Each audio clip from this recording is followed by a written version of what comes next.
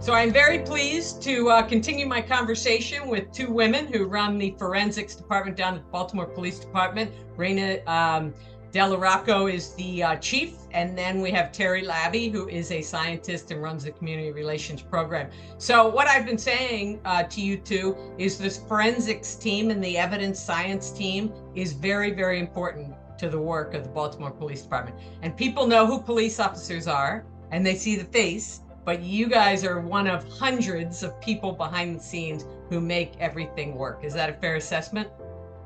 Yes, I would say so, yes. Okay. So there are a lot of civilians in the department people don't know about. So Terry, tell me how you got to forensics and what was the path that got you here?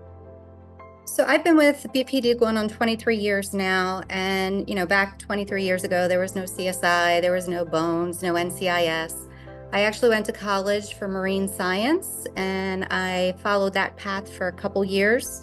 I was working with the National Ocean Service doing necropsies, aka autopsies on marine mammals when they would strand. And so I got my hands a little bit into the forensic world that way. And a long story short, instead of waiting tables to try to pay my bills while working in marine biology, in that field. I came back north, and I had a friend's dad who knew someone at the crime lab, and he's like, "Hey, have you ever thought about working at the crime lab?" And I'm like, "No, what did they do?" So I was given the opportunity to have a shadow day, and I kind of fell in love with it because I'm a geeky scientist and it was all about science. So I started in the crime scene unit. Back then, you just had to have a degree. They were kind of like welcoming us with open arms, as to oppose now. It's become a very competitive field. We have a lot more applicants for our career. And then I spent 17 years in biology, and then I stepped away from the bench and have been doing a lot of outreach because there's a lot of interest in forensics and a lot of high schools that are now also offering forensics. So I'm helping those teachers with the curriculums, making sure that the kids aren't being starry-eyed thinking that forensics is CSI. We want them to pursue the career based on what the facts are behind it.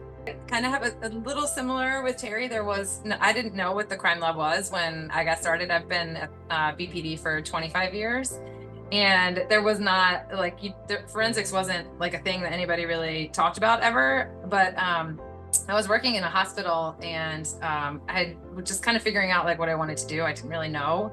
I was thinking I would go back to grad school. I was like, maybe I should get a job. I was kind of hanging out, working in this hospital. And when the receptionist would go on lunch break, I would work the switchboard. And so I actually found in the newspaper, so I'm totally dating myself. I was looking for lab jobs. I was like, I have this biology degree. I should do something with it. And crime lab was one of the options that was in the paper. And I was like, I don't even know what that is, but it sounds cool. Let's just see what it is. And so I applied for it, and I showed up for my interview having zero clue what I was coming to interview for.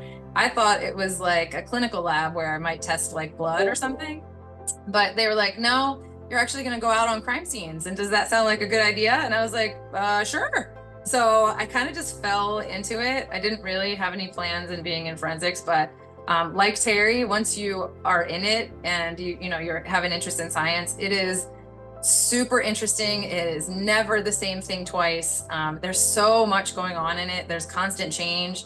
I mean, you could be a chemist, you could be a biologist, you could love guns, you could like fingerprints. I mean, there's so many things that you can do in it, and you just sort of fall in love with it, and then you never want to leave. So I think for me, that's why I stick around. It's constantly interesting, and there's always a new challenge. And like Terry, we've both been here quite a long time, and I don't think there's any better job than the one we have here at BPD. That is great, and that's great. That's great to know you both represent almost 50 years of experience that the BPD needs, that Baltimore needs. So thank you very much for your service. Thank you for stumbling into your jobs, kind of. And obviously you love them, from running the department as chief, and the community outreach, the important community outreach that you're doing, very important community outreach. It's great to have you, and it's really great to talk to you.